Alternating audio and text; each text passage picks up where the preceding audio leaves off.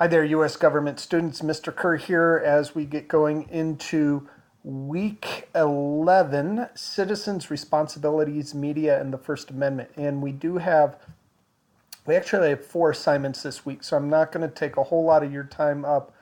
Dive right in here. We have, first of all, a discussion board, and then we have 2 different assignments dealing with the First Amendment, and then another media and the First Amendment discussion board. So lots going on. It is Halloween week, so try not to get too spooked out by all of that. But we do have a lot to get done. Next week we will finish up Unit 2 and go into our Unit 2 final discussion and our Unit 2 final assessment. So let's get to work. As always, please check your grade book and messages and all that good stuff. Let me know if you have any questions, and I will see you soon. Thanks. Bye.